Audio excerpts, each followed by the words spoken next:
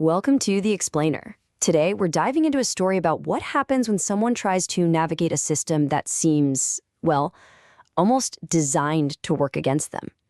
It's a story about guaranteed promises, bureaucratic black holes, and the relentless fight for a place to call home. So, let me ask you this. Just imagine for a second. You've got guaranteed rent money. Not for a month, but for 2 full years, all backed by the county. You should be feeling pretty secure, right? But what if that guarantee meant absolutely nothing?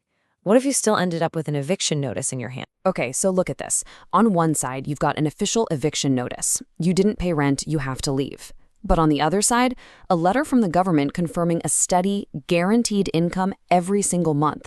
These two things, they just shouldn't exist for the same person at the same time. And figuring out how they did, that's the whole story right there. All right, so let's get into it. First up, the search for a home.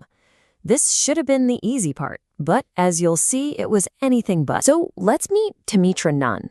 She's a disabled woman and a survivor of family violence, living in Dallas. And here's the key thing. She'd been approved for a program that was going to pay her rent for 2 solid years. I mean, on paper, you can't get a more risk-free tenant than that. But yeah, that's not what happened. Her journey turned into this nearly year-long nightmare. Just look at this timeline. She applies in August, gets denied. Tries again, gets a conditional yes the next April, only to have them snatch it back. She didn't actually land a place until the following June. That's almost a whole year just stuck in limbo. So what on earth was the holdup? Well, it all boiled down to this standoff. Tamitra's side was simple. Hey, Dallas County is guaranteeing my rent. You'd think that's a slam dunk, right? But the landlord's policy was basically a brick wall. They just said, nope, we don't do programs. They insisted she had to personally make twice the rent. And that guaranteed county money, it didn't count. It was a bar she just could not clear. Okay, and here's where it gets even more complicated.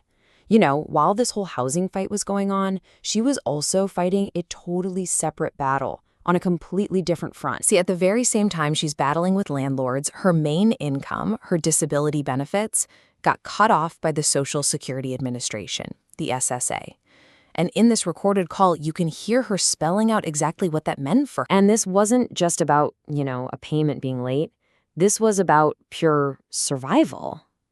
In that same call, she's pleading with them, trying to make them understand the impossible choices she was being forced to make just to get by while waiting for money she was legally owed. So what was the problem? Why couldn't they just pay her?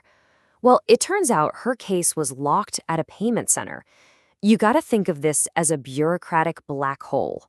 The local office, they could see the problem, they knew she was owed the money, but they had zero power to fix it. She was just completely trapped. And get this. This is the truly absurd part. While she's homeless, while she's pleading for help, the Social Security Administration owed her $9,000 in back pay. The money was there, it was hers, just stuck inside the gears of the very system that was supposed to be helping her. Right? So you see how this is a perfect storm? You have these two massive battles, one for her benefits, one for a roof over her head, and they crashed into each other with, well, absolutely disastrous results. So when she finally found an apartment that said yes, you'd think she was in the clear. But nope, she ran straight into another trap. The rules of her housing program were super, super rigid. You had to wait for this official pledge letter before you signed a lease. But you know how it is. In a competitive rental market, you have to move fast. She felt she had to sign the lease just to lock down the apartment, but doing that one thing put her whole assistance package in jeopardy. It's a total catch-22. And from there, the problems just kept piling up. The rent was suddenly higher than they quoted, key paperwork never showed up. Her caseworker and the property manager, they just couldn't seem to connect. And Tamitra is stuck right in the middle of this mess, trying to coordinate everything for a payment she wasn't even allowed to handle herself. And this is where it all ends up. A total system failure. An official notice to vacate.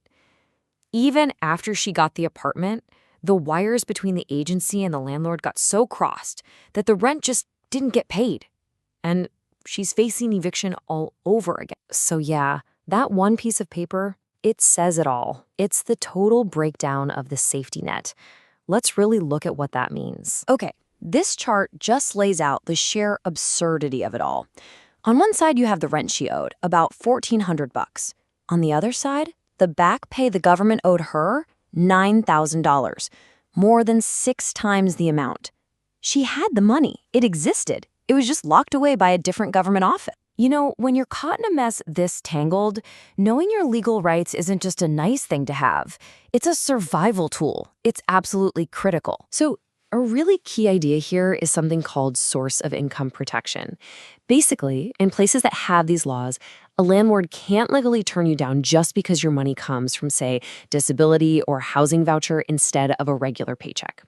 These laws are designed to stop exactly what happened to Demetra with that first apartment. And there's another tool, too. Under the Fair Housing Act, if you have a disability, you can ask for what's called a reasonable accommodation. That just means a change in their rules or policies. And the argument here is pretty simple. Asking the landlord to accept a guaranteed payment from the county, that seems like a pretty reasonable request, right? So if you or someone you know is ever stuck in a similar fight with the SSA, you have to be persistent. Advocates say there's a clear path to follow.